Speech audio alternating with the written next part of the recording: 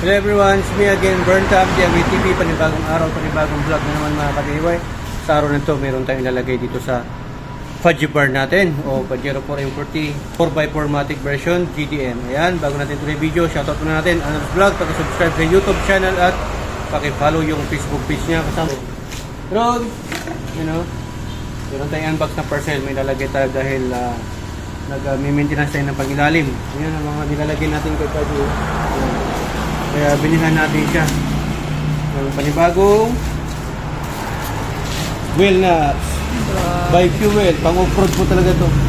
Kay Fudgy Bar. Oo, ito pang off-road yan. Spoiled si Fudgy Bar. May sukat yan. Yan yung sukat niya. Basahin mo, hindi ko mabasa. Nakapula. M12 by 1.5. Yes. Yun. So Fuel yan, made in USA. Fuel brand, made in USA. Okay? Yan o, Fuel off-road hardware. Okay, tara. Yun, meron na siyang kasamang yan, adapter niya. So, 5 yan na piraso.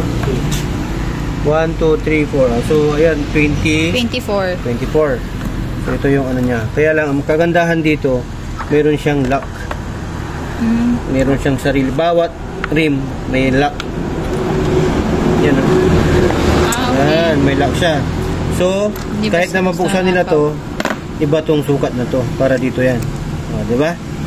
So, may lock siya. Tara, tignan natin. Ganda o. Diba? Maliit lang siya. Kunin mo isa. So, ito yung dating lagnat natin mga ka-DIY. Medyo mahaba. Gusto ko rin to kasi steel po siya. Ayoko na yung sa alloy. Kasi, madaling masira yung thread. Mas maganda yung steel, mas matibay.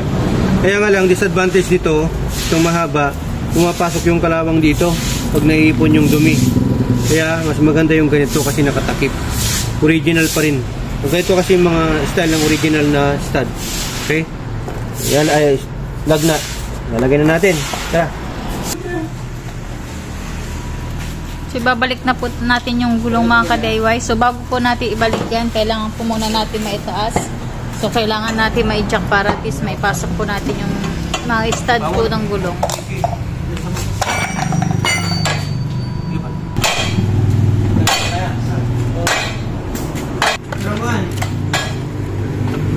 Po nila.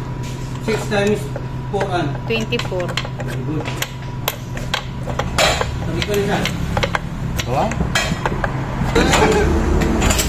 So, dito na po tayo sa may left side. Sa may likuran po. Okay, so standby po muna. Same process lang po mga ka-DIY. Pa-X po yan. Ka-DIY, nailagay na po natin yung spacer tsaka yung gulong. So, ipapantay na lang ni Mr. Cabrera. Ayan, so guide po tayo ni Mr. Berta. Okay, so bago yung yung nut ni Fudgy Bar. Yung okay. Size 21 po yan. Naka-DIY. So may hand-tight muna, hand-tight. Hand-tight muna bago higpit. Okay. Size 21. Hand-tight muna. Hindi pwedeng higpitan dito kasi dito. Ito yung gulong mga ka-DIY. Kabila naman. Kayang-kaya na nila boss Iro niya sa kanyang boss Angelo. So yan, nailagyan na rin po nila yung spacer dito sa may left side. So, lalagyan na rin po nila yung gulong.